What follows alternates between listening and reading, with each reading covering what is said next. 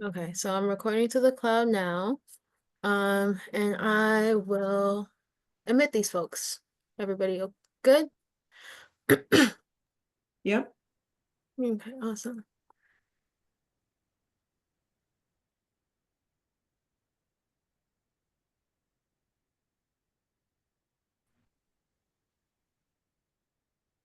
Images of four suspects they were looking for in the case.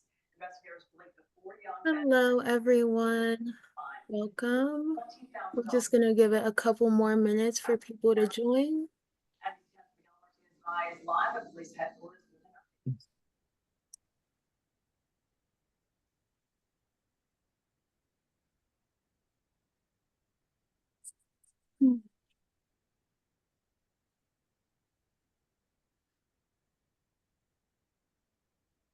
Yes, and we will get started right around 6:02.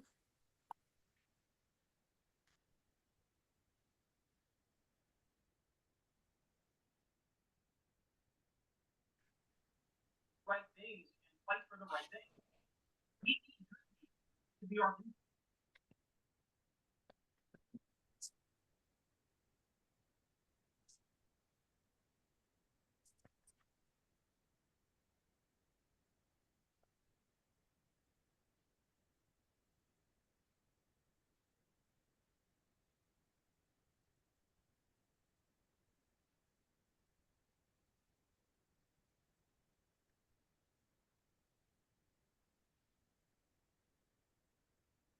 Looks like we got a pretty critical mass so far.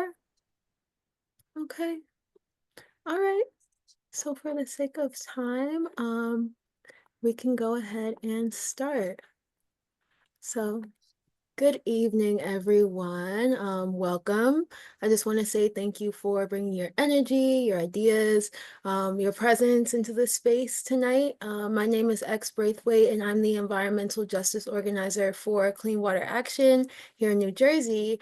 And this webinar, the Tea on Chemicals of Concern, is actually a part of Clean Water Action's Tea on Toxic Beauty campaign, which started like fairly recently and has been inspired by not only leaders in the social justice space, but also public and environmental health space to really inspire change within the beauty industry. So the Tea on Toxic Beauty project was specifically inspired by beauty justice leaders advocating for change and protection from for women of color who face the highest burden when it comes to these issues. So I want to say Happy Women's History Month. And before we start, I like to do this at the beginning of all my webinars. I invite you to take a deep breath, to be present in this moment. And I know it's late in the evening. I know some of y'all are doing this just before, just after dinner. So yeah, just honoring the day you had so far. All right. Hold it. Cool. Thank you. Thank you. So tonight, we'll be turning our attention to the chemicals of concern, the chemicals and the products that we use as consumers every day. And we'll actually be hearing from an expert in identifying chemicals of most concern to public health, and then open up a conversation for change on how to protect us from these products. So I just wanted to begin with a little bit about Clean Water Action. If you don't know much about us, Clean Water Action is a national nonprofit organization, and we're dedicated not only to protecting the environment, but also health and democracy through advocacy and policy change, as well as grassroots organizing. Not me, have been doing this work since 1972, where we did our landmark campaign to advocate for the Clean Water Act. And today I'll be guiding you guys through this conversation. I'll be facilitating, educating, and a little bit about my background. I went to Guilford College in North Carolina, where I majored in community and justice studies and African American studies. So I've always known I wanted to be an organizer. And I was also a Corella and Bertram F. Bonner Scholar, where I did community service work as well as work basically with communities that are disadvantaged. So I've been anything between an urban Urban Debate League coach to a tutor for refugee and immigrant students, as well as a facilitator of every campus of refuge. So yeah, I've done a lot of service. And what we're creating here specifically at Clean Water, and what we hope you'll engage us in tonight, is really working in solidarity and alignment with other organizations like the Campaign for Safe Cosmetics, Black Women for Wellness, and so many others, really fighting to redefine beauty as something that is truly equitable and truly safe for all of us. Awesome. Awesome. So before we turn to the presentation, magazines, everybody had one. They were all excited to be going in. They took. can we mute a little? Okay, awesome. So before we turn to the presentation, I wanted to just take a moment to acknowledge the land that we're all on. I recognize that we have a lot of states represented here, which I'm very happy about. I myself am based in Newark, New Jersey, and that's where I am hosting this webinar from tonight. But I want to invite you to take a moment to silently reflect on this land acknowledgement and just an acknowledgement of the indigenous peoples and your own lands that you might occupy. So I can read this a bit.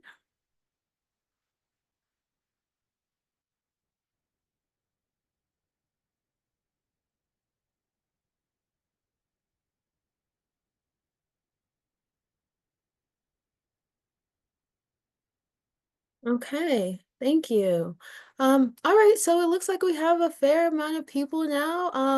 I want to hold space for you all to introduce yourselves and just bring your presence into the space by answering a grounding question. What does justice look like to you?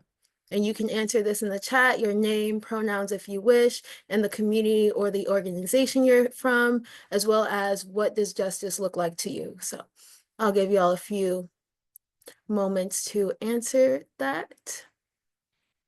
And I'll just open the chat so I can take a peek.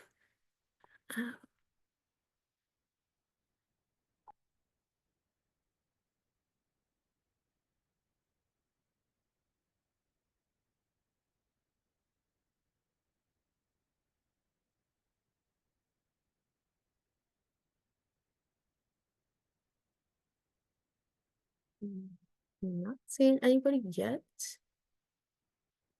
but I'll give it a couple more moments.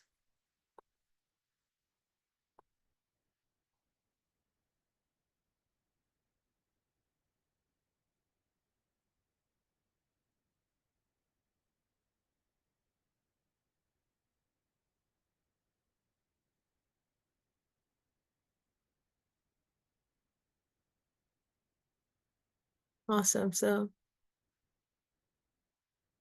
okay, justice is access. Righting historical and societal wrongs. I like that. Clean air and accessible communities. Okay. Awesome. So health equity is definitely a big one. Okay, well, this is good. Thank you. So we encourage to bring your knowledge, bring your questions into this space. We're gonna have a space dedicated later on in the program for discussion. But our hope here tonight is that you leave not only more informed, but also empowered and just ready to take action to bring change to these issues. So thank you again for being here tonight, and we can get right into our agenda. Okay, so first we are going to do a brief overview of what beauty justice is, then the problem with toxic beauty products. We're going to go over what chemicals of concern are and how they relate to our endocrine system and function as endocrine disruptors. Then we're going to have our guest speaker talk about mercury as a chemical of concern. We'll open it up for thoughts and answers or question and answers. And then we'll move on to closing and resources. So identifying safe non-toxic products, as well as steps you can take to protect not only yourselves, but the communities you're in from these products. So the main questions we're going to be answering are how do harmful products affect us in beauty, affect our health in beauty products? Why are marginalized communities and especially Black women disproportionately affected? And what can we do to advocate for safer and non-toxic beauty products? Awesome. So what is beauty justice? Beauty justice is both a social and a scientific based concept, and it basically connects the social factors that might cause exposure to products in co-occurring or cumulative ways. So it also recognizes that women of color and women from marginalized communities are overexposed and underprotected in the context of being consumers of these products. It also links the intersections of systems of oppression to Eurocentric beauty norms, such as societal preferences for lighter skin or straighter hair, leading to racialized beauty practices. And what that means using skin lighteners, hair relaxers, or hair texturizers to make yourself appear, make you fit better into the beauty norm that society has set forth. So what it is not. It is not an attempt to cast blame on the people who are targeted. So we're not saying women of color, Black women, we're not blaming them for the products that they use, but rather trying to hold the industry accountable for what they're putting in products. So it's also not a move to pressure consumers into buying things that aren't accessible to them. Maybe products might be too expensive, or maybe they might not even live near a place that sells clean products. So we're not asking them to just suddenly be able to buy these products, but rather we're trying to change the conditions of harm over trying to change minds. So we're trying to hold industries accountable for the pollutants, the chemicals that they put in our products that make them so dangerous to our health. Okay, so I briefly wanted to go over what cumulative impacts are, because as an environmental justice organizer, this is what I do on the day-to-day. I educate community members about the risk factors that they have when they live in a disadvantaged community. So cumulative impacts kind of refers to the ways that disadvantaged communities can face many routes of exposure caused simply because of where they live. So an incinerator, right, a polluting facility, all of these things contribute to poor conditions, poor environmental conditions in these areas, specifically like diesel pollution from the trucks that are going there. They're all individual sources of pollution that kind of add up and can result in either chronic or acute illnesses. So anything ranging from asthma, for example, in Newark, 1 in 4 children have asthma, and that's higher than the national rate, all the way to heart disease, right? And even acute illness that kind of make it hard for people to live a healthy life. So for example, like if you live next to an incinerator, you might most likely can't go outside in the summer because the odor is really strong. And those odors are likely caused by the chemicals that they're using in these plants, and they often get too overwhelming. So I've actually seen this in a lot of the communities I work with. They have a tendency to kind of avoid their own neighborhood really in the summer because of the smells that are coming from polluting facilities. And I experienced that in my own neighborhood as well. So cumulative impacts. So we see that our lived environment can have health impacts, but also what we put in our body. So the source may come from right outside your door. It may come from 20 minutes away, but the chemicals that they use are also being put in our food packaging. It might add up to the pollution in the area, and now they're also in the products that we use on our bodies. Okay, so a question I have for you all is, have you or anyone you know ever experienced a negative health effect related to beauty products? And if so, just in a couple words, what were they? So you can all answer that in the chat, and that question will be in the chat as well. But as you guys answer, I just wanted to, issue just a problem statement. So the problem and why this webinar is even happening today is because personal care products contain a lot of industrial chemicals. And by industrial, I mean things that are used in processes from like cement to dish soap, etc. So they're in the personal care products and the beauty products that we use. And the US is not actually doing really great on this issue. There are 40 other nations with stricter cosmetic laws than the US, and the European Union actually bans 2,400 chemicals from personal care products, whereas the United States only bans 11. And some of them are linked to negative health effects, such as allergic reactions, all the way up to increased risk of cancer. So Okay, yep, I'm seeing the answers roll in. My face broke out from lotion and it felt like it was burning. Fragrances and preservatives. Yep. So these are all examples of the impacts of the chemicals that we might not know are in our products. Drier skin from lotions. Yep. Even if that's a counterintuitive effect. Yeah, so we see that there is a lack of regulation from the Food and Drug Administration that essentially creates conditions for people to buy at their own risk, right? There really is no real testing for dangerous ingredients, and cosmetic ingredients are known to be in things like floor cleaners, dish soaps, etc. And basically, a manufacturer of any cosmetic can use only almost any raw ingredient to make their product, and the FDA can't issue like a mandatory recall. So I made this little image on the left here to kind of exemplify how all these products might look the same, but because of their ingredients list, some are better to use on your skin than others. And that's because there are over like 10,000 cosmetic ingredients and 4,000 fragrance ingredients on the market. So you never really know the combination of what you might be getting in your product. And then what we're going to be talking about and specifying throughout this presentation is that Black women face an unequal impact. So about 50%, and this is according to a Harvard University public health school study, about 50% of the hair products marketed towards Black women actually contain endocrine disrupting chemicals like parabens, phthalates, and only 7% of those marketed towards white women contain those same ingredients. So we can see just by the hair product usage alone that we are disproportionately impacted. And not only that, we're also at a unique disadvantage because Black women spend more than any other demographic on beauty products. So the first little box here, Black women spend about 7.5 billion on beauty products annually, and we purchase about 9 times more hair products than any other demographic.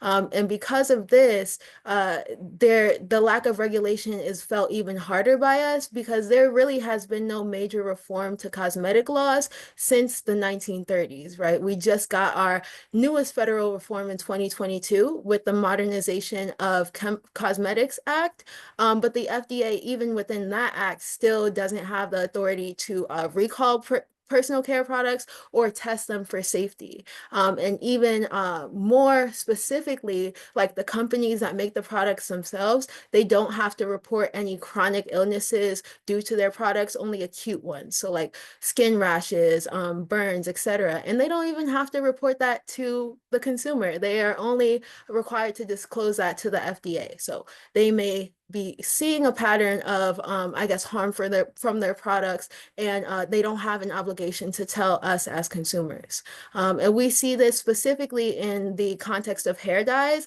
that have been known to be extremely toxic and associated with breast cancer risk. And specifically for Black women, the regular use of permanent hair dye can increase the risk of breast cancer by 44 to 75%. And this increase gets even greater when they use chemical hair straighteners, and it doubles that risk, or yeah, it doubles that risk by 30%. Yeah, and lastly over here, Black women actually have the highest breast cancer mortality rate of any other racial or ethnic group, and it is 42% higher than white women. So that can be anything from the biological factors that we have within our bodies, but more likely the environmental factors that we are, forced to, I guess, reckon with when we either use these products or live in communities that often have disproportionate rates of pollution. I just wanted to share this. This chart was from the Bench to Community Initiative by Dr. Dede Teteh-Brooks. She is a health researcher, and she also did a lot of work connecting the link between hair product usage and breast cancer for Black women. So this kind of represents the historical and present day implications of toxic beauty products, and these are just some of the disparities. So Black women are 3 times more likely to be diagnosed with an aggressive form of cancer. We are more likely to have it spread. Under 35, we're 2 times more likely to be diagnosed with it and 3 times more likely to die from it. And we are 39 30% more likely to have the cancer return.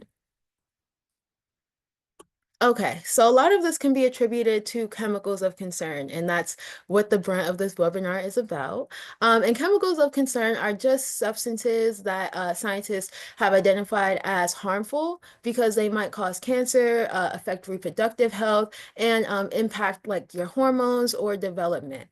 And chemicals of concern are most likely an endocrine disrupting chemical or EDC. So if you have ever seen a product that has these ingredients or may say like blank free, like BPA free, phthalate free, paraben free, it's all because they're endocrine disruptors. And the industry has kind of moved towards I guess getting these ingredients out of their products because they see from consumers that they not only are dangerous, but people don't want them in their products. So we're seeing a little bit of a market change, but there is still, you know, at least hundreds of EDCs on the market currently that are in products. And why are EDCs important? Why is the endocrine system important? Well, the endocrine system is just a group of glands that produce hormones, but it's really important because hormones actually carry messages to your blood, through your blood to your tissues and your organs, and they're responsible from anything between growth, development, reproduction, immune function, all the way down to cardiovascular function. So the endocrine system basically tells your body what to do and how/when to do it. Now, the problem with EDCs are EDCs actually interfere and mimic our hormones. So they essentially replace your hormones with the bad chemicals. They hijack your hormones, but they don't send the right messages. So they might affect biological processes, and even small exposure to EDCs, like over a period of time, adds up. So in replacing your hormones, they might increase developmental and reproductive toxicity, increase the rates of earlier puberty, uterine fibroids, increase incidence of endometrial cancer, etc. So essentially, these cells come into your body, and instead of doing the right thing, such as maybe producing estrogen, they might tell your body to produce tumors. They might tell your body to produce cancer cells. So that's how these products specifically can harm your health. So I just wanted to turn a little bit to breast cancer. EDCs interfere with estrogen specifically, which is why I mentioned that before. And they actually play a role in the development of breast cancer. And they're also known to like drive disparities when it comes to cancer formation. So these are a little bit of the facts. 1 in 8 women will be diagnosed with breast cancer. Every 2 minutes, a woman is diagnosed. Every 13 minutes, a woman dies from breast cancer, and it affects men as well. 1 in 726 men will be diagnosed in their lifetime. And what we've learned is that less than 10% of breast cancer is actually attributed to genetics. And this is courtesy of Dr. Astrid William, who I hope is in the audience tonight. And yeah, the rest of it can wholly be attributed to your environment. And that's, like I said, the cumulative impacts. It can be where you live or what you put on your body. And I put this little picture of an orchestra here because hormones work like an orchestra, right? They work in harmony, but if one key is out of place, then the whole song is affected. That means that it has like a ripple effect. So over time, it might not be noticed, but after years, it can accumulate and cause increases in things like the breast cancer risk. Yeah, nearly 7,000 Black women in the US die from breast cancer each year, and the vulnerable population specifically are adolescents, young adult women, and pregnant women. Okay, so I'm just going to go over 3 EDCs before I turn it over to Dr. Irabor. One EDC is parabens.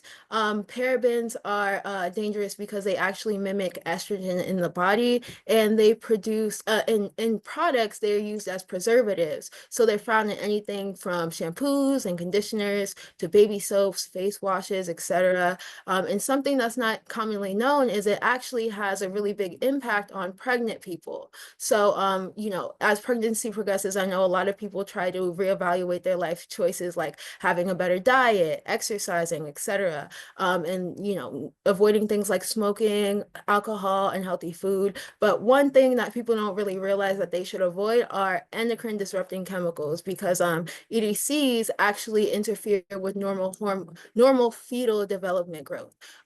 So even simple swaps can actually help. Choosing something that's fragrance free or looking for non-toxic alternatives. These are all ways you can essentially protect yourself from EDCs, as well as opting for brands that just prioritize ingredient transparency. So there's no safe level, or there's no legal definition of clean products. So instead of looking for like a product that might say it's clean, you should look at the products that have the most simplest ingredients list. So I wanted to go over PFAS, or peri and polyfluoroalkyl substances, and they are a group of 12,000 man-made chemicals. And I'm just gonna skip through this a bit because I know we're running a little bit low on time. And the problem is PFAS are really persistent in the environment. They've been used since the 1940s because they're resistant to heat, oil, etc. And the problem with it when it gets to humans is that it increases the numbers of cells in our bodies, and the cells travel to other parts of our bodies. And Black women specifically have a higher level of a type of PFAS called PFBs in their body, which increases higher cholesterol levels, and that can drive more aggressive forms of cancer. And why are they harmful? So even small amounts, kind of like all of this, even small amounts can cause long-term health issues. And they're called forever chemicals because they're really persistent in not only the environment, but also in our bodies. And actually, they're really prevalent in menstrual products. There was a study that was conducted between 2020 and 2022, and they found that 48% of sanitary pads contain PFAS, 22% of tampons, and 65% of period underwear contain PFAS. So taking a breather for a second, I want y'all to think about how many personal care products have you used today. So that's anything from your toothpaste to your deodorant and your hand soap. Yeah, so just think in your head, try to come up with a number and put in the chat how many products you think you've used today. So yeah, while y'all do that, these are kind of products that people tend to use every day. So if you have a child, baby soap, nail polish, eyelash glue, etc., there's actually one chemical of concern that people really don't expect to have those chemicals in. That is formaldehyde. Yep. So formaldehyde. Formaldehyde is a colorless, strong-smelling gas, and it's used in very low levels. That's why you often can't tell that it's in your product. It is used because it helps prevent like microbes from growing in like water-based products, so like anything like shampoo, conditioner. But the problem is low levels can cause health impact. It's a known human carcinogen, and it also can cause skin irritation, and about 12% of the population have a sensitivity to formaldehyde. So if you think about a product that may have given you a skin rash, that may have made you itch, it might be because it has formaldehyde in it. It was also the 2015 allergen of the year for the American Contact Dermatitis Society.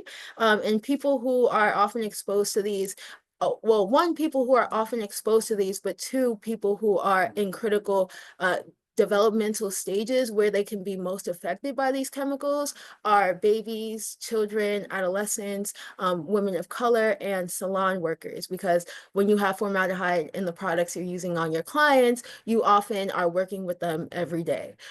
It's actually banned in Japan and Sweden, as well as the EU. And Canada, they have restricted use in personal care products. And I will say, to just go back to you guys' questions, I can't see the answers, but actually, did you know on average, the average American woman uses up to 12 products a day? So that's something to sit with. And how to avoid. So, you know, labels won't flat out say that they have formaldehyde in them, most likely. So when you read your ingredients labels, you should look out for quaternium 15, dimethyl hydrotonin. I'm not even going to try to pronounce number C. letter C. And then go for, if you have nail products, choose formaldehyde-free or toxic trio-free. You can also skip hair smoothing products altogether because they often contain formaldehyde. And if you do have cosmetics, try to avoid expired ones, or even the ones you continuously use, keep them out of sunlight because that might trigger formaldehyde release.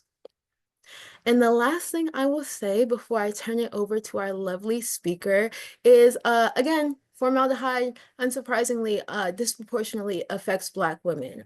Hair relaxers are actually known to have a lot of formaldehyde in them, as well as other dangerous chemicals. And the FDA actually wants to ban hair relaxers because they're linked to serious, serious health problems. So formaldehyde can get in your body through your scalp or inhalations, and it can mess with your hormone levels just like any other EDC and increase cancer risk. So yeah, this study was done by Boston University. There is an increased risk of uterine cancer associated with hair relaxers, and Black women's survival rate for endometrial cancer is 62% compared to 84% of white women, which can be, I guess, aggregated by the types of products that they use.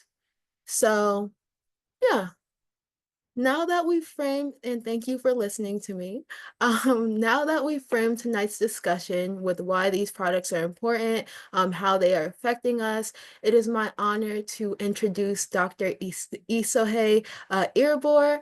Dr. Irabor is a Nigerian-American public health professional, and after graduating from Rhode Island College with honors in biology, she earned her Ph.D. in biology at Howard University. She is now a public health laboratory fellow, and Dr. Irabor conducts biomonitoring research within New Jersey. So please join me in welcoming Dr. Irabor. And I will stop sharing my screen so you can take it over.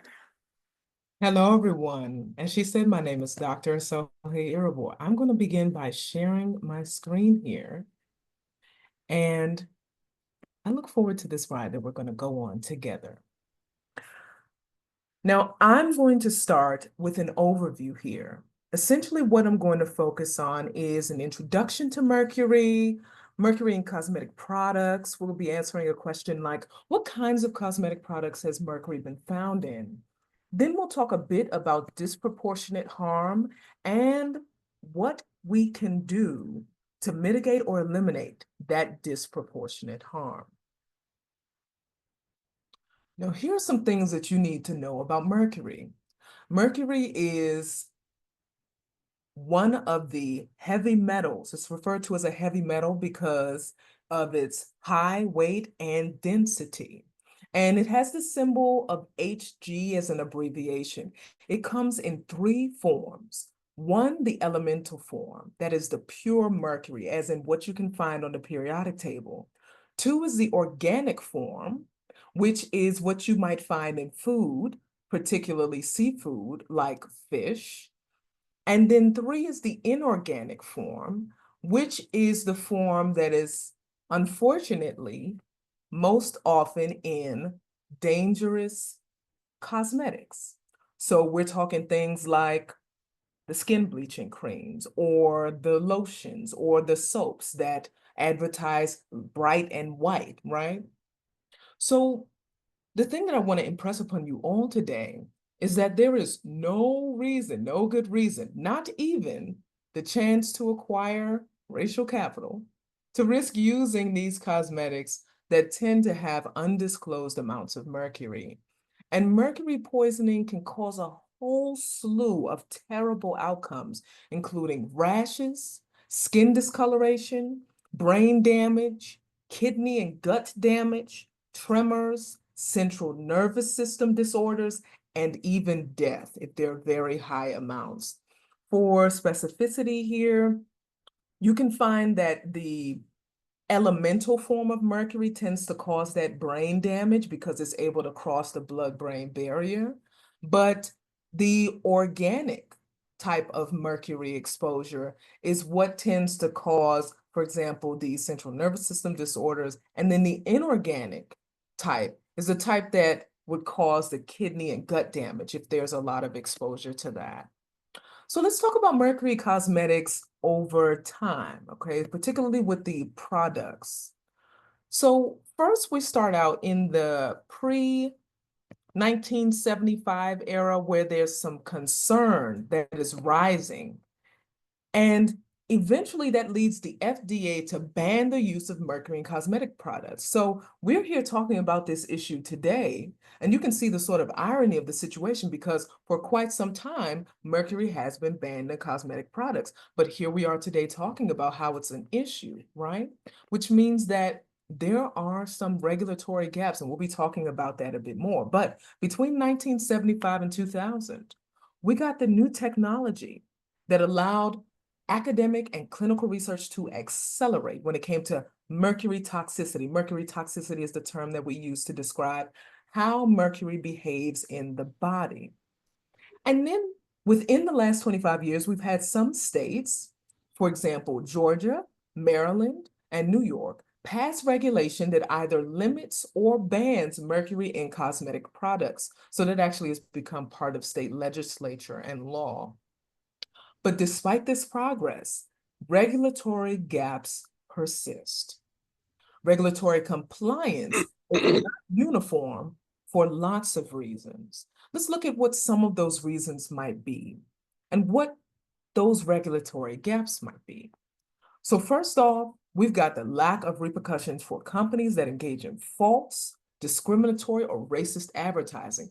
Earlier, you heard X talk about how there are social pressures that push people to use harmful chemicals. Over here on the side, you guys will be able to see two images that I've pulled offline. And you can see in these images the kind of advertising that is done to push skin bleaching, also known as skin lightening or skin whitening products. And oftentimes they're racist. That one at the top is from an American company called Dove that you might know about. So as you guys may understand, they're a soap. It's starting off with a Black woman at the top, and she's taking off her shirt or clothes, and suddenly it's a white woman at the bottom. Now, they came out and apologized for this afterwards, but did they know what they were doing? I think they did. Other reasons that we have regulatory gaps include lack of government funding to perform the type of testing that we need, i.e. the type of biomonitoring that we need to be able to make sure that there isn't too much of an influx of these kinds of cosmetics. And then we also have inconsistent law enforcement for the vendors that sell these kinds of cosmetics. Note that what's considered to be unsafe is anything over 1 part per million, but some of these cosmetics have been tested, particularly the creams, and they found upwards of 1,000 and in some cases even 10,000 parts per million of mercury inside these cosmetics. And there's generally an inability to trace the origins of these cosmetics from where they come from around the world. And there are too few state-supported mercury cleanup teams to decontaminate homes when there's mercury exposure in the home. And then finally, there are unchecked corporate lobbyists who deter safety regulations. They spend millions and millions and millions of dollars to be able to keep their companies producing what is profitable.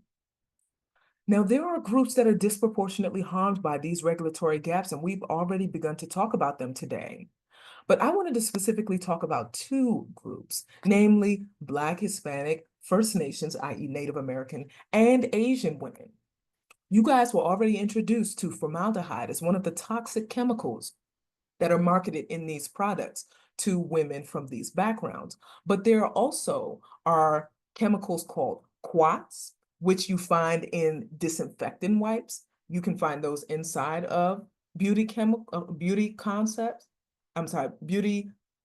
cosmetics. And then also the lilial, which is something that is known to cause harm to fertility, and it has been banned in the UK. However, the United States has not banned it. And according to the Campaign for Safe Cosmetics, beauty products that are marketed to Black women contain significantly more toxic chemicals that are associated with ailments like breast and ovarian cancer and uterine fibroids. And then we come to this truly heartbreaking section where Children are often harmed. You can see the pictures of some of the children on the side, and they're harmed often through their caretakers who apply bleaching creams to them. And so through the application of bleaching creams, through the inhalation during that application process, and even through ingestion in breast milk, we can end up with situations that harm children. And that harm can start even before birth and cause fetal harm. Mercury can cross across the placenta. And growing evidence suggests that birth defects, such as the ones shown at the right, can be caused by high exposure to mercury doses while the mothers are pregnant. And those can lead to things like neurological delays, sensory delays, and developmental delays.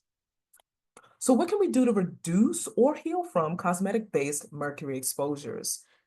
You can choose to look for safer alternatives, check those cosmetic labels. If you see something that says mercurious chloride or calomel, you want to avoid that product. If you happen to have had any of the symptoms that we talked about earlier, seek medical care immediately. If it's not you, but you notice someone else in your circle having those, encourage them to get medical care. Mercury poisoning can be treated.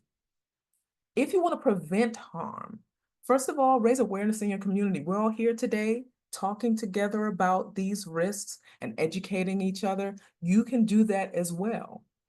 Stop using known, and I have known here in parentheses because this is another problem with regards to the regulatory gaps that we have. Not all of these chemicals are properly labeled. We don't necessarily know what's in all of them, but the ones that are labeled are the ones we will know have mercury in it. Stop using those cosmetics and decontaminate your home afterwards. You're able to decontaminate your home by either using do-it-yourself online instruction from trusted sources being state health departments, or if you're here in New Jersey, for example, you can try specifically the Department of Environmental Health or the Communicable Disease and Reporting Surveillance Program.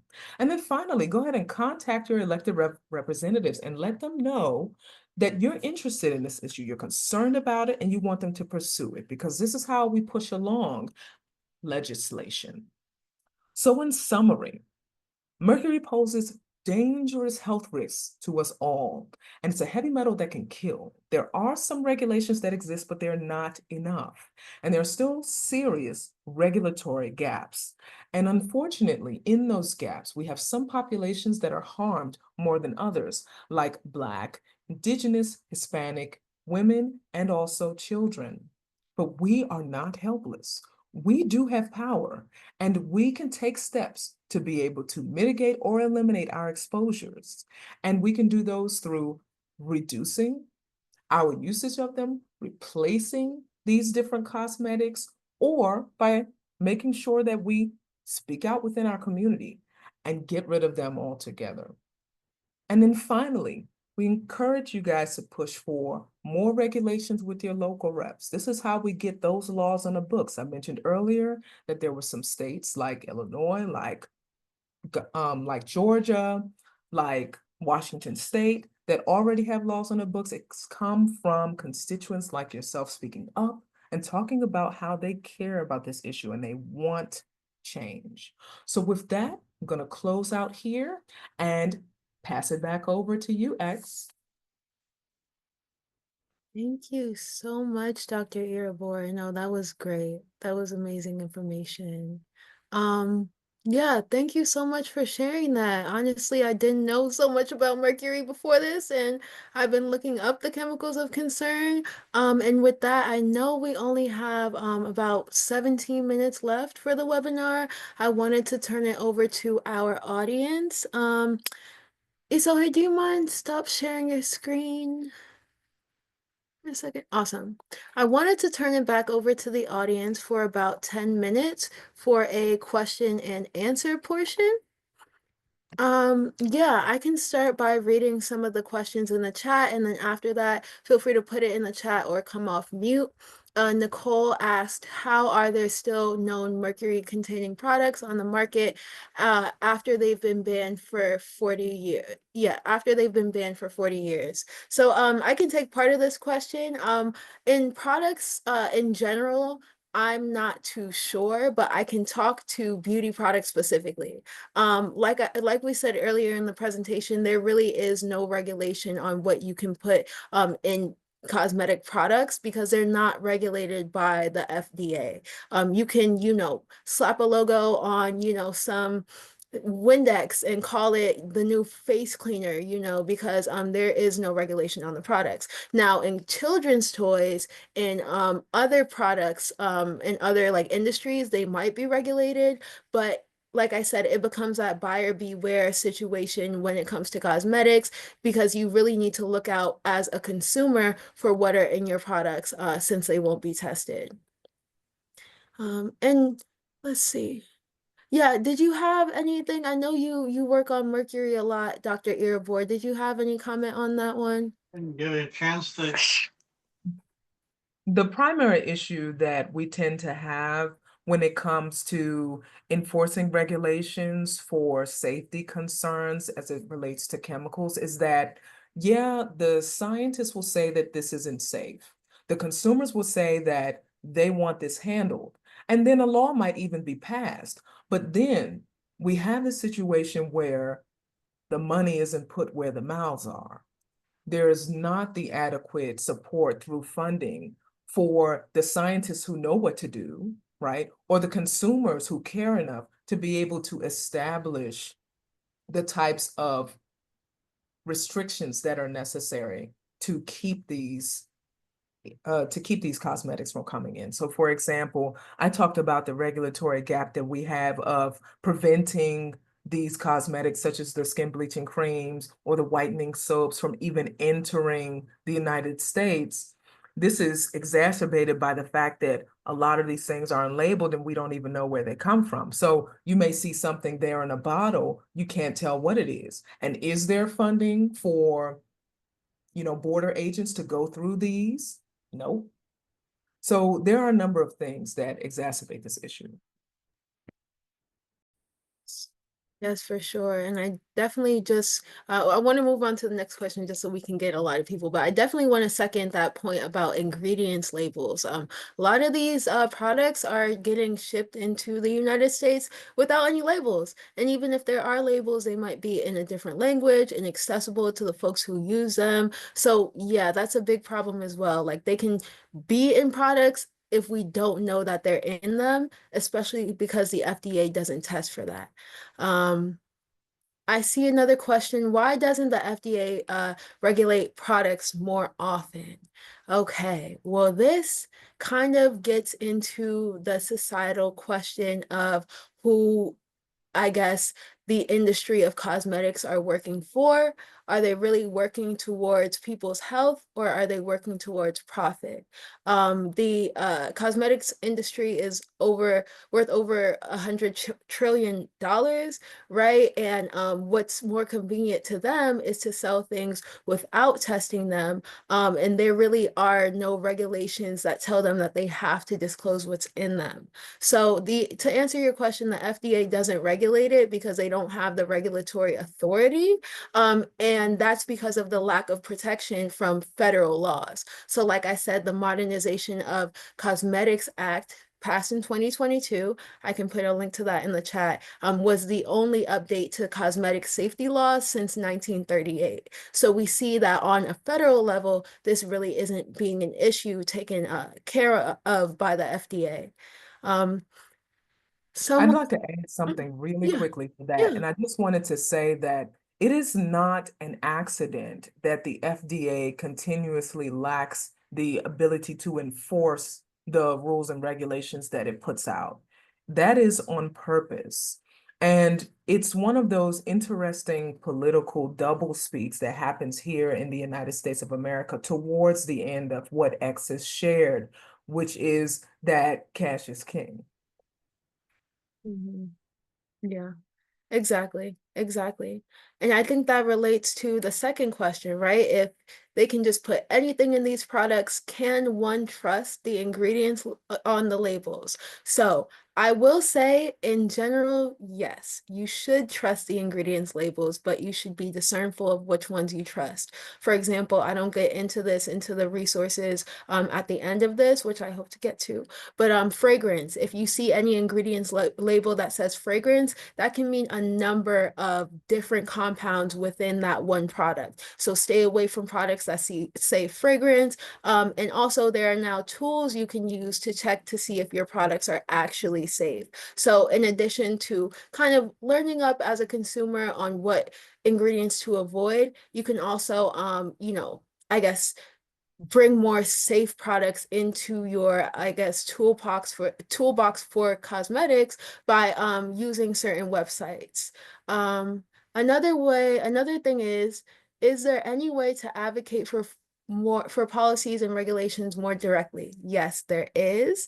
And there's actually a lot of hope when it comes to policy and consumer advocacy campaigns. So it is 6:50 right now, my friends. And I want to make sure to not only leave you with this great information, but also great resources to protect yourself as well. We can be following up with any questions you may have. We have like a survey portion, but if we can get one more question, then we can move on to what you can do to protect yourself. So I see, do you have any suggestions for who to put pressure on or how to put pressure on to get things enforced if the FDA has nefarious intent? Yes. So the groups like Black Women for Wellness, Campaign for Safe Cosmetics, for years they've been putting on consumer campaigns that have actually made a lot of industries take certain products off their shelves, but they're also advocating for things like the Safer Beauty Bill package, which essentially is a suite of 4 bills that will not only require ingredients list transparency, it'll ban the worst of the worst chemicals, formaldehyde and mercury being 2 of those worst of the worst, protecting salon workers. So yeah, I'm going to be giving some information about the Campaign for Safe Cosmetics and some of the laws they've passed, as well as what's going on in the states, because this is not an issue that has fallen on deaf ears for the consumers. Like, we know now, beauty justice has been a concept for a little over 20 years now, and we are taking as states the right steps to protect ourselves. Unfortunately, at the federal level, that's where it gets iffy. So thank you for your questions. And yeah, before we close off, I just wanted to leave you with closing and resources. So identifying safe products. I heard a question about, should we trust ingredients lists? You can trust ingredients lists, but we also have a plethora of apps now that you can use to test your products. So we have the Environmental Working Group Skin Deep program, where you can insert the name of your product and it'll rate it from best to worst. So there are EWG verified products all the way to products that have been known to cause cancer, reproductive toxicity, etc. And it'll give you a little profile on all of that. We also have the Toxic Free Future Retailer Report Card. Now, this is more general to like what companies are doing good in terms of taking toxic products off of their shelves. The Yuga app we have as well, and one that I personally use is Clearia. You can literally scan the product you have, the barcode on the back, and it'll tell you what chemicals are in them. And if they have certain chemicals, it'll tell you how to swap your products. Another thing we have is the non-toxic Black Beauty database. This was developed by the Campaign for Safe Cosmetics. There's a QR code at the side here, but the links will also be provided in the chat. And essentially, they came up with a list of Black-owned brands that are known to not have any toxic products in them. You can filter it by product, by price range, by category, and anybody can use these products. And personally, I have gotten 2 things off of this database, and I love them. So yeah, I would recommend. Another thing we have in terms of information is the red list. So there are two red lists that the Campaign for Safe Cosmetics have developed. One, a longer one, based on the general chemicals of concern we should look out for in terms of when we read ingredients list. But then we have a list actually of chemicals of greater concern for Black women. And the reason why they developed this one is because they wanted to address the bias in research that overlooks the chemicals that disproportionately affect Black women. And they also recognize that there are governmental and scientific lists that kind of omit the parts that are inherently dangerous to Black women's health. So, you know, as an ally, as a person of color, feel free to download either of them, just so you can be more informed.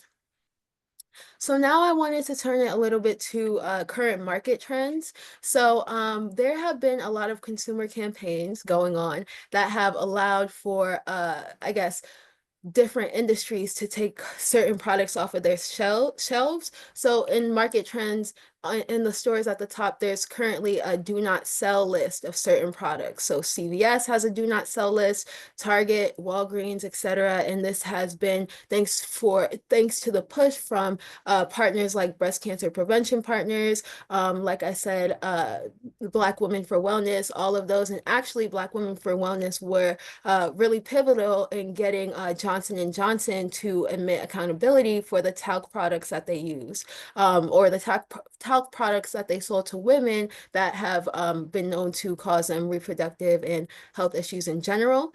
Yeah, and you can read more about their journey on that on the Black Women for Wellness website. And then very recently, as I was just like doing my little research on this, I found that Amazon actually agreed to pay $6 million and block the sales of skin lightening cream because of a decade-long lawsuit. So they have been found to use and sell products that have mercury in them, and mercury has been found to be toxic. So yeah, this just shows us that industries are not only they can't ignore the problem anymore, and people are definitely raising concern about it to you know, raise accountability for these industries.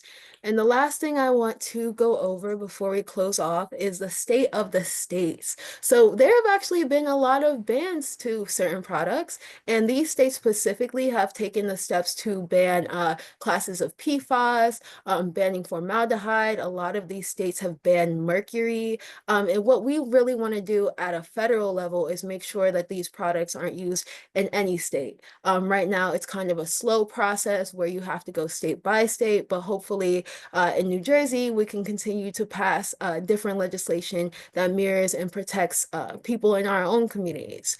And then I just want to specify New York. Last year, New York actually passed a mercury out of cosmetics bill, also like called a skin lightening bill, because essentially it banned a whole suite of skin lighteners because they are the active ingredient, mercury, because they are the active ingredient in skin lighteners. So they're also advocating for a beauty justice bill, one of the strongest bills to ban certain chemicals from personal care products.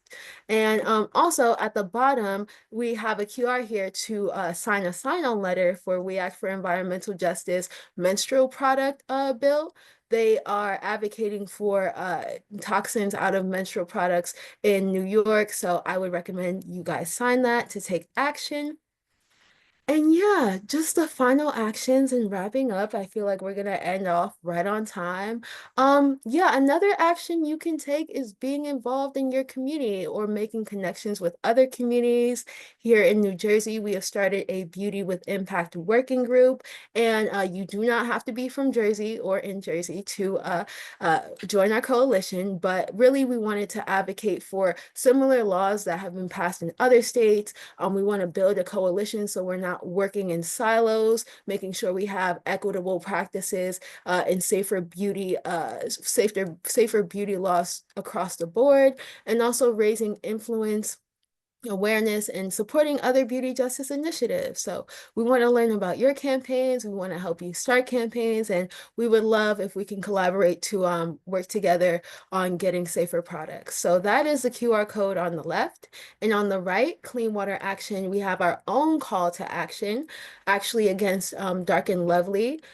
Based on the data from the Environmental Working Group's Skin Deep program, we found that Dark and Lovely has one of the worst products out there for Black women. They're no-lie relaxers, and their relaxers have been known to cause cancer. And Dark and Lovely is actually, if you knew it or not, owned by L'Oreal. So we are trying to hold both L'Oreal and Dark and Lovely responsible for putting these products in the hands of Black women. And we have a sign-on letter there. Awesome. So the last thing you can do to protect yourself is share your learnings, join local campaigns. If you know any in your area, join, state coalition campaigns, and try to stay connected for future discussions. Awesome. Thank y'all for listening. And before you go, if you guys could please fill out our post-webinar survey, that would be great. I will stay on for a few minutes just for folks to catch that QR code. And I cleared my night for this. So if any of you guys have lingering questions, feel free to stay on. But in the meantime, I want to respect you guys' time. Yeah, have a great night, and I hope you enjoyed and learned a lot about this issue. So I'll stay on for about 5 more minutes. We've got a question here about what your next webinar will be. Oh, right. Okay. Well, it isn't officially out yet,